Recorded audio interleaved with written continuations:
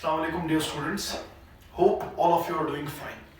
So बेटा इस lecture में हमें एक बहुत इंपॉर्टेंट टॉपिक की बात करनी है, दैट इज डायबिटीज मेलाइटिस, जो कि बहुत ज्यादा इंपॉर्टेंट टॉपिक है।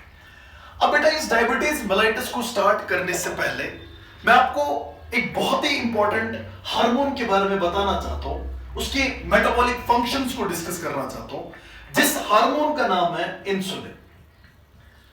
सो बेटा इस लेक्चर को स्टार्ट करने से पहले आपको बहुत अच्छे से पता होनी चाहिए इंसुलिन के डिफरेंट फंक्शंस क्या है, ठीक है। So I am starting with the basic lecture और the metabolic functions of insulin, ठीक है बेटा। सो पहली बात, अगर आप इंसुलिन की बात करते हो बेटा, ये एक लार्ज पेप्टाइड हार्मोन है that's actually released from pancreas. आपके पास जो पैनक्रियास होता है, जो कि एक मिक्सोक्राइन ग्लैंड है, वहां से एक्चुअली एक हार्मोन रिलीज होता है फ्रॉम बीटा सेल्स। जो बीटा सेल्स होती है पैनक्रियास में, they actually release what, insulin. अब बेटा इंसुलिन की फंक्शन क्या होती है?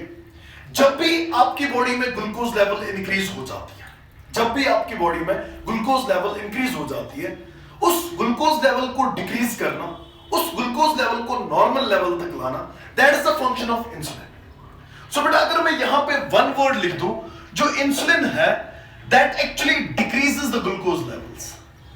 ये ग्लूकोज लेवल या शुगर लेवल को कम करता है। सो मैं फिर से बताता हूं बेटा, जब भी कभी आपकी बॉडी में ग्लूकोज लेवल्स इंक्रीज हो जाएंगे, उस ग्लूकोज लेवल को कम करना, that is the function of insulin.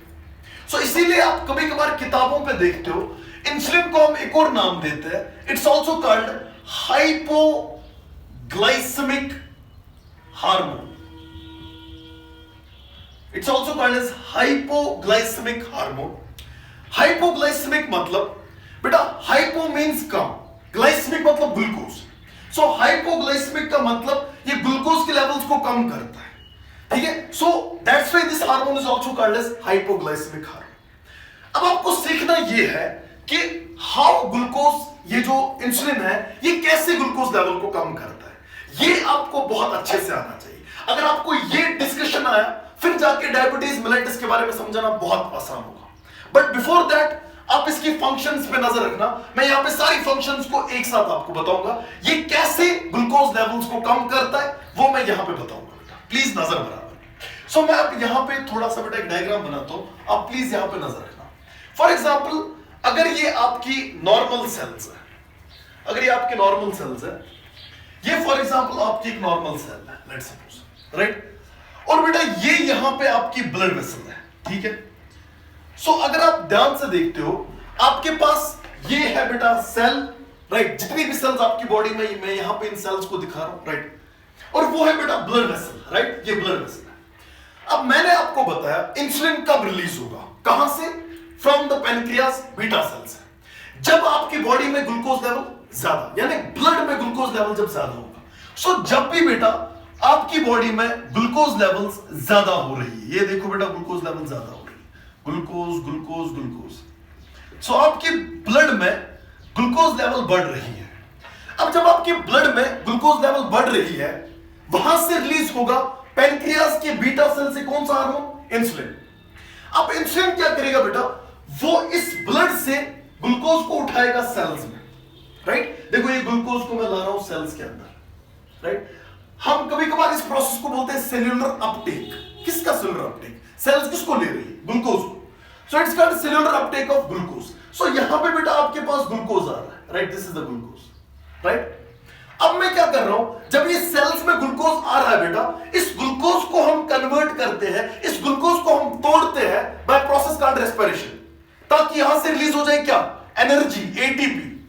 सो हमने ग्लूकोज को यूज किया एज रेस्पिरेटरी सबस्ट्रेट। सो यहां पे पहली चीज जो आपको याद रखनी है, इंसुलिन की वजह से क्या होता है, इसको हम बोलते हैं सेल्यूलर अपटेक। सेल्यूलर अपटेक किसका? ग्लूकोज का। ग्लूकोज ज्यादा सेल्स में गया और उसको आपने किसमें कन्वर्ट किया? एटीपी में, राइट। अब जाके उसके बाद इसके अलावा जो और ज्यादा ग्लूकोज आएगा, उस ग्लूकोज को मैं क्या करूंगा बेटा, यहां पे इस ग्लूकोज को मैंने कन्वर्ट किया इनटू एटीपी, और इस ग्लूकोज को जो और ज्यादा ग्लूकोज अभी आ रहा है, इसको मैं स्टोर कर रहा हूं यहां पे। और आपको पता होनी चाहिए ग्लूकोज को हम जनरली स्टोर करते हैं किस में? ग्लाइकोजन में, बाय प्रोसेस। सो यहां पे मैंने इसको कन्वर्ट किया into glycogen. So this is glycogen, right? और ये जनरली कहां पे होता है बेटा? लिवर में। ये जनरली होता है लिवर में।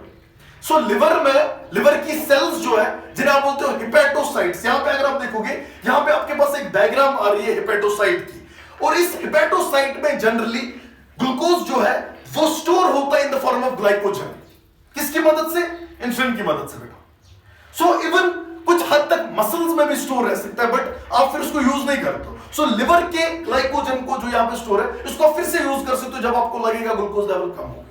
खैर इस डिस्कशन में बाद में आएंगे। सो फिलहाल के लिए आपने ये दो चीजें की क्या? सो इंसुलिन की वजह से ग्लूकोज लेवल्स कैसे कम होती है? पहली चीज आपने सीखी, सर ये जो सेल्यूलर अपटेक है, जितना भी ब्लड में ग्लूकोज था मैंने उसको खींच के सेल्स में, मैं इस ग्लूकोज को सेल्स में ले रहा हूं यहां पे। इसकी वजह से बेटा क्या होगा? इस ग्लूकोज को मैं कन्वर्ट कर रहा हूं एटीपी, एनर्जी निकाल रहा हूं यहां से, और बेटा इस ग्लूकोज को मैं स्टोर कर रहा हूं in the form of glycogen. तीसरी बात और लास्ट बात यहां पे बेटा इस रिलेटेड, इसके अलावा आप इन सेल्स में ग्लूकोज को कन्वर्ट कर सकते हो। दिस इज वेरी इंपॉर्टेंट बेटा। आप इस ग्लूकोज को कन्वर्ट कर रहे हो इनटू फैट्स, आप इससे फैट्स बना रहे हो बेटा, नजर बराबर। सो ग्लूकोज को हम रेस्पिरेशन के थ्रू, अगर आपको पता होगी ग्लूकोज जब रेस्पिरेशन में घुसता है तो इसमें बहुत सारे स्टेप्स होते हैं, जैसे ग्लाइकोलिसिस होता है, क्रेब्स साइकिल होता है, ईटीसी होता है। सो यहां से तो एटीपी निकला, इसके अलावा आप इस ग्लूकोज को फैट्स पे कन्वर्ट करते हो बेटा, और उसके बाद इस फैट्स को आप स्टोर कहां करते हो? आप इस फैट्स को स्टोर करते हो into adipocytes, fat storing cells में बेटा।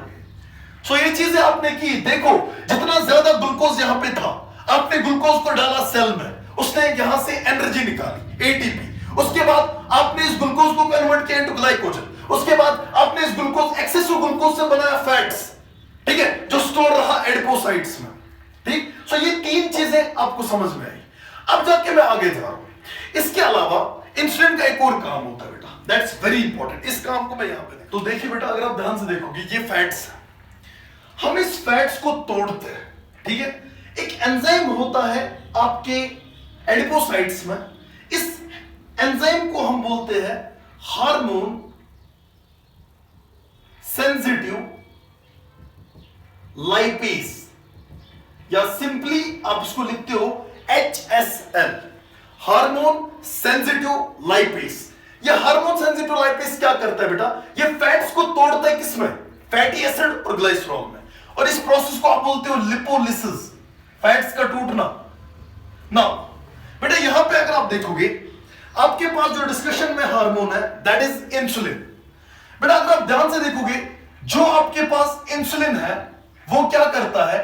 वो इंसुलिन इस HSL को इनहिबिट करता है बेटे, इसको काम करने नहीं देता है। अगर इंसुलिन इस HSL को काम करने नहीं देता है, क्या फैट्स टूटेंगे? नहीं, लिपोलिसिस नहीं होगी। सो फैट्स नहीं टूट रहे, राइट। सो लिपोलिसिस को इनहिबिट कर रहा है कौन? इंसुलिन। सो अभी तक ये चीज बहुत इंपॉर्टेंट है बेटा। सो जब तक इंसुलिन है तब तक आपके पास HSL जो है वो काम नहीं कर सकता है। जरा दिमाग लड़ाओ, अगर इंसुलिन चला गया तो ये आजाद हो जाएगा, ये फैट्स को तोड़ सकता है। ये बाद में हमें बहुत इंपॉर्टेंट काम आएगा। सो फिलहाल के लिए एक लास्ट फंक्शन को से मैं इस चीज को कंक्लूड करूंगा, metabolic function of insulin. So last function insulin के आप ये याद रखोगे, जो अमाइनो एसिड्स होते हैं, फ्री अमाइनो एसिड्स, ठीक है। अगर मैं यहां पे दिखाऊंगा, ये एक सेल है लेट्स सपोज आपकी बॉडी की, जो ब्लड में अमाइनो एसिड्स होते हैं, फ्री अमाइनो एसिड्स, उन अमाइनो एसिड्स को डालना किसमें? सेल्स में, ताकि वहां से बने क्या? प्रोटीन, ताकि वहां से क्या बने? प्रोटीन। सो प्रोटीन का बनना, प्रोटीन सिंथेसिस, ये भी फंक्शन है किसका? इंसुलिन का।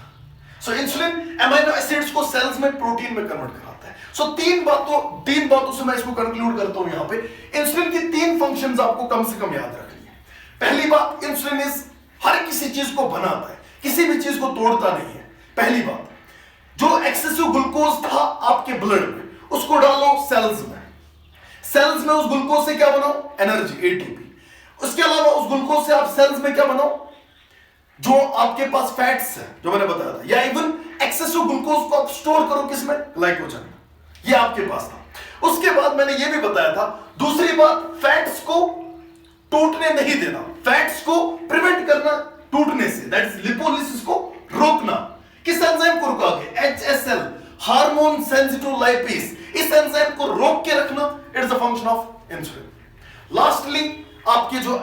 एसिड्स है, फ्री अमीनो एसिड्स, उनसे बनाना प्रोटीन, ये फंक्शन है आपके पास किसकी, इंसुलिन की। अब इसके बाद हमें डिस्कस करना है डायबिटीज मेलिटस। तो अब मैं बेटा यहां पे ला रहा हूं एक डायग्राम, जिस डायग्राम से आपको तमाम एक्शंस जो है इस इंसुलिन के यहां पे कवर हो जाएंगे। सो बेटा इस डायग्राम पे आप नजर रखोगे, आपको साफ साफ यहां पे पता चल रहा होगा इंसुलिन क्या क्या कर रहा है। देखो प्रोटीन्स यहां से बन रहे हैं, यहां से आपके पास फैट्स जो है वो टूट नहीं रहे हैं, यहां से ग्लूकोज स्टोर हो रहा है ग्लाइकोजन में, लिवर में या मसल्स में, राइट। ये सारी चीजें बेटा इस डायग्राम से आपको क्लियर हो रही होंगी।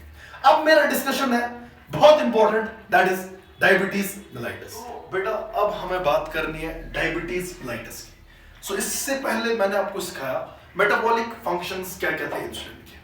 बेटा अब हम देखते हैं डायबिटीज मेलिटस जो है, जो कि घर घर की कहानी है इस वक्त। आपको हर किसी जगह पे बेटा कोई ना कोई पेशेंट डायबिटीज मेलिटस का मिलता ही है। सो अब पहली बात सर डायबिटीज है क्या और ये किसकी वजह से होती है। बेटा पहली बात जो आप याद रखोगे, इस डायबिटीज मेलिटस में जो इंसुलिन है, इंसुलिन की डेफिशिएंसी हो जाती है। मैं अभी आपसे बात कर रहा था इंसुलिन के फंक्शंस की, सोचो।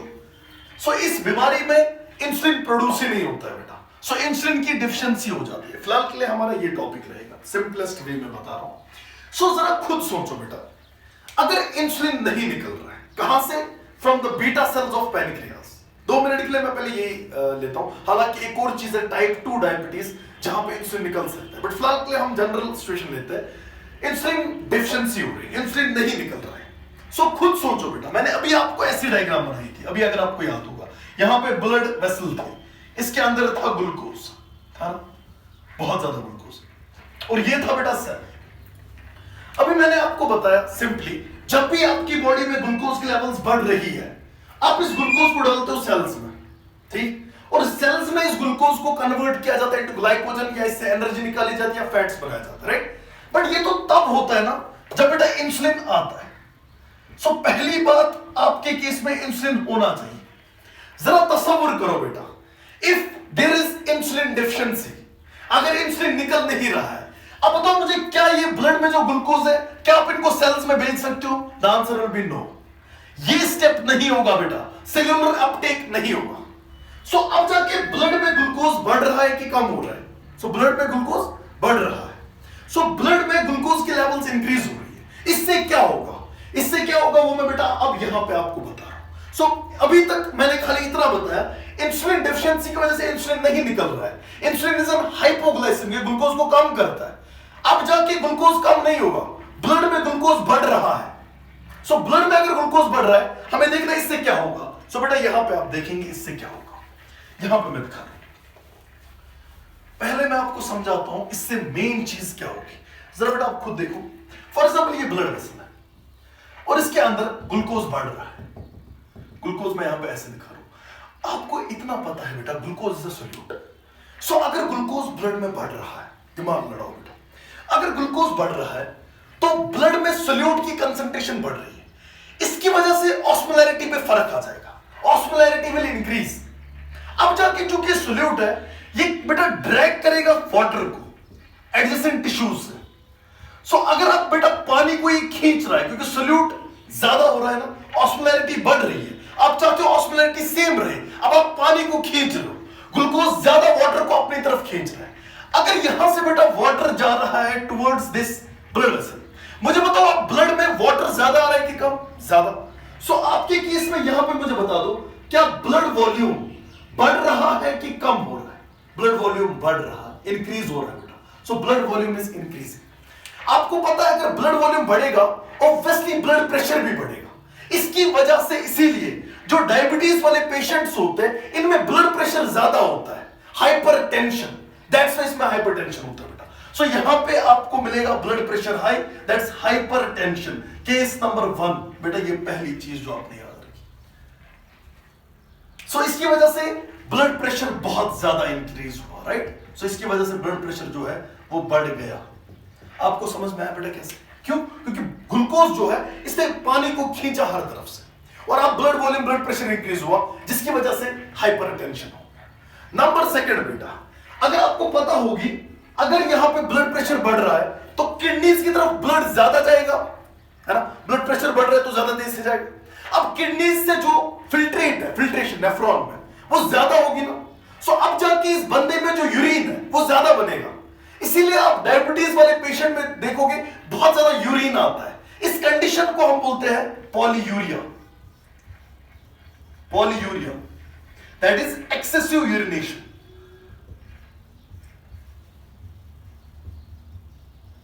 सो डायबिटीज मेलाइटिस की बेटा हम बात कर रहे हैं। पहला केस आपने देखा हाइपरटेंशन है, ब्लड प्रेशर ज्यादा है। अब उसी की वजह से चूंकि ज्यादा फिल्ट्रेशन हो रही है, जीएफआर बढ़ रहा है, ग्लोमेरुलर फिल्ट्रेशन रेट, इसकी वजह से अब बॉडी से ज्यादा यूरिन बाहर निकल रहा है। That means there is excessive urination, polyuria. अब अगर एक बंदा बहुत ज्यादा यूरिनेट कर रहा है, सो आप मुझे खुद बताओ उसकी बॉडी से वाटर ज्यादा बाहर जा रहा है, उसको प्यास ज्यादा लगेगी कम ज्यादा? सो उसको बेटा बहुत ज्यादा प्यास लगेगी। That condition is called polydipsia. इसके जो थर्स्ट रिसेप्टर्स है वो एक्टिवेट हो जाएंगे।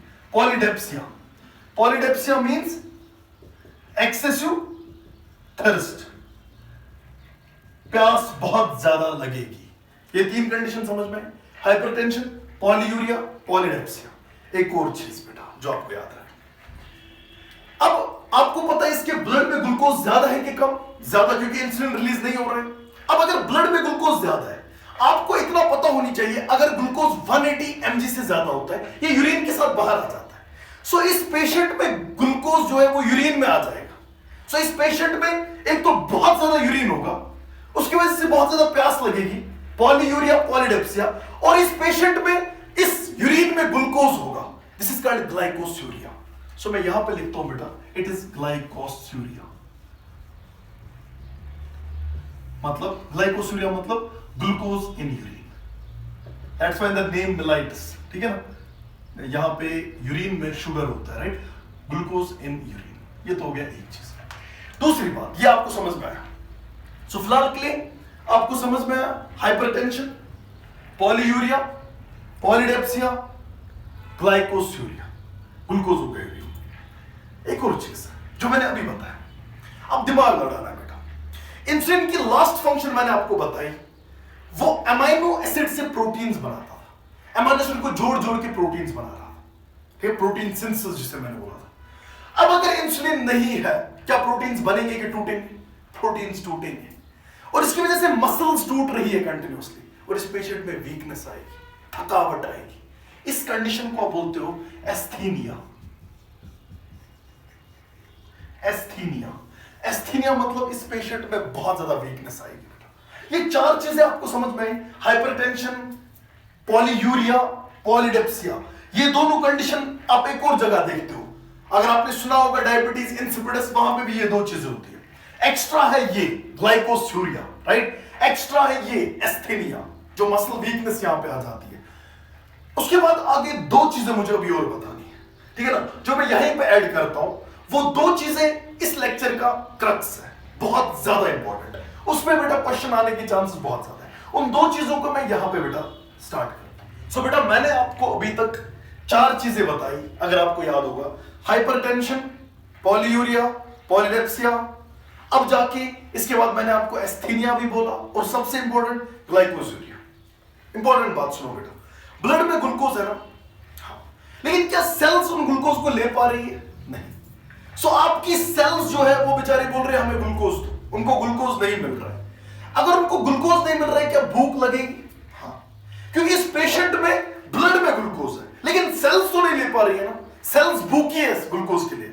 सो इस बंदे में बहुत ज्यादा बेटा क्या हो जाएगा, इस बंदे में बहुत ज्यादा भूख लगेगी, जिसको आप बोलते हो पॉलीफेजिया। 3 P आए बेटा आपके पास, अगर आपको याद हो, polyphagia. Polyphagia means excessive hunger, excessive hunger. So polyphagia एक एक्स्ट्रा चीज आपके पास आई बेटा यहां पे। इसके अलावा था पॉलीयूरिया, पॉलीडेप्सिया, ग्लाइकोस्यूरिया और पॉलीफेजिया। पॉलीफेजिया क्यों? ग्लूकोज ब्लड में है लेकिन सेल्स नहीं ले पा रही। खैर ये तो हो गया। अब दो चीजों का बेटा मुझे जिक्र करना है जो स्टूडेंट्स को जनरली समझ नहीं आता है बेटा। One is called as ketonuria, ketonuria, and another is called metabolic.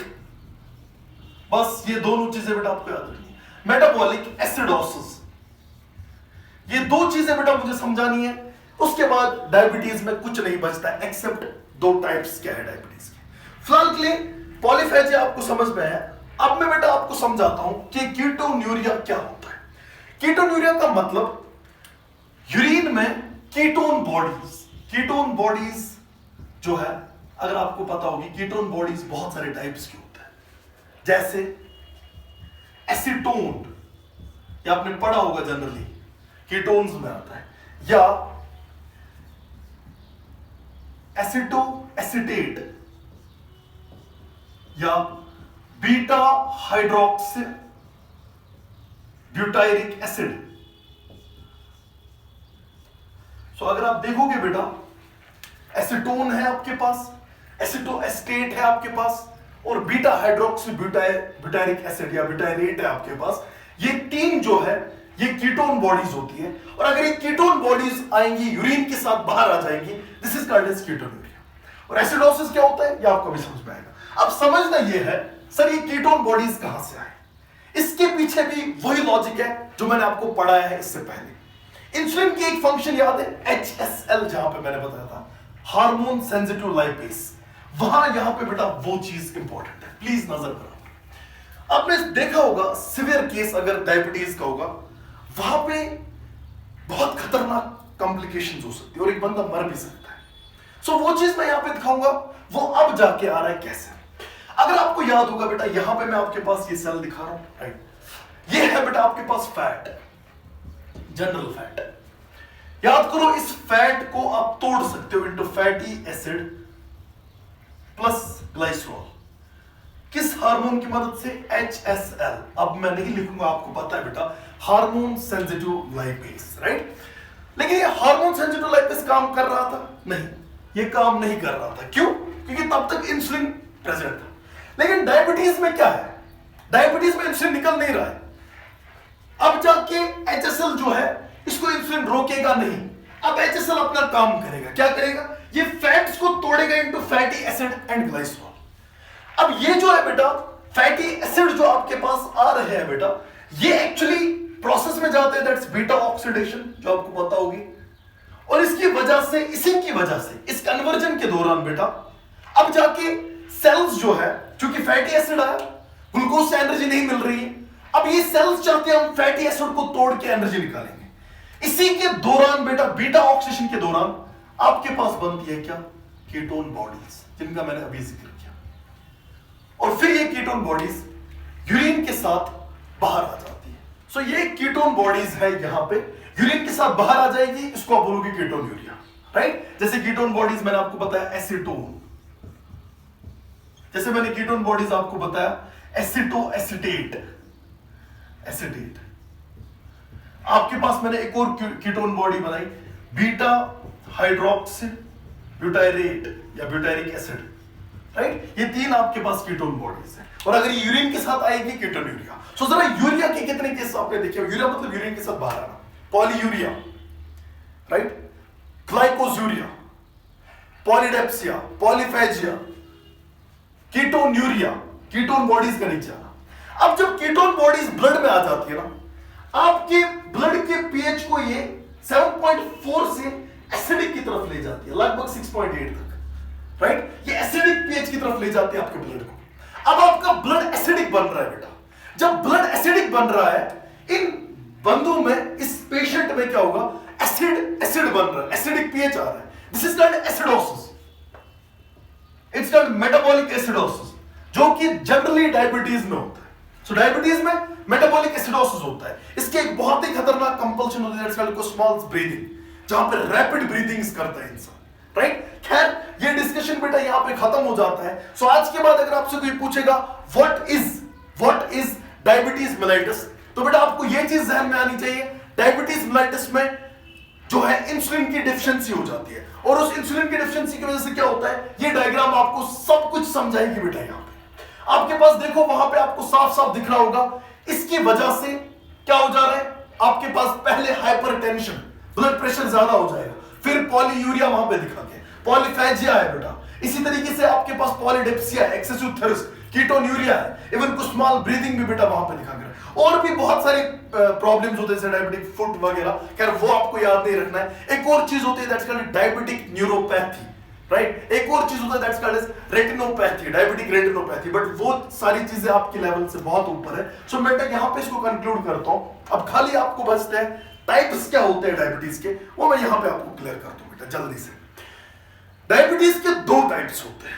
यहां से मैं ले रहा हूं राइट साइड से सपोज टाइप 1 और यहां पे है टाइप 2। सो अगर आप टाइप 1 या टाइप 2 की बात करोगे, टाइप 1 डायबिटीज में जनरली जो ये बीटा सेल्स है ना, इनको डिस्ट्रॉय किया जाता है। अपने ही इम्यून सिस्टम की सेल्स इन बीटा सेल्स को डिस्ट्रॉय करती है। It's called auto immune disease, right. अब अगर बीटा सेल्स डिस्ट्रॉय हो गई, क्या इंसुलिन निकल सकता है? नहीं। और अगर इंसुलिन नहीं निकलेगा, इंसुलिन डेफिशिएंसी हो जाएगी, तो इसको आप बताओगे डायबिटीज मेलिटस, राइट। चूंकि यहां पे इंसुलिन नहीं निकल रहा है, दैट मींस ये इंसुलिन डिपेंडेंट है। हम कभी कभार बताते हैं जो ये डायबिटीज मेलिटस टाइप 1 होती है, राइट, टाइप 1, पहली बात ये ऑटो इम्यून है, ये है ऑटो इम्यून।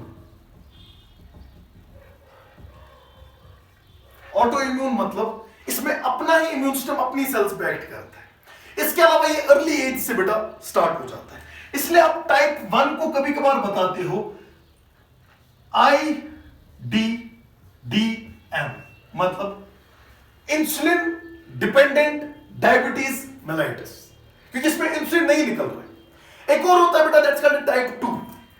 टाइप 2 में क्या होता है, इंसुलिन निकल रहा है बेटा, यस इंसुलिन निकल रहा है, बट वो सेल्स में एक्ट नहीं कर पा रहा है क्योंकि रिसेप्टर खराब हो गए, रिसेप्टर की डाउन रेगुलेशन हो गई। That condition is called type 2 diabetes mellitus. वो ऑटो इम्यून नहीं होता है बेटा जनरली, फिर आखिर में with age, right, with age वहां पे भी इंसुलिन की डेफिशिएंसी होती है, that's type 2। So difference between type 1 and type 2, type 1 क्या है, insulin dependent diabetes mellitus. Type 2 क्या है, एनआईडी, मतलब non insulin dependent diabetes mellitus. इसमें इंसुलिन पे कोई डिपेंडेंस नहीं होती है। वहां पे टाइप 1 में ऑटो इम्यून डिसऑर्डर है, और टाइप 2 में जनरली बेटा डाउन रेगुलेशन हो जाती है रिसेप्टर्स के, हम रेजिस्टेंस भी कहते हैं। खैर इसके बाद आगे जाके हम एक और टॉपिक लेंगे नेक्स्ट लेक्चर में। टिल देन अल्लाह हाफिज़।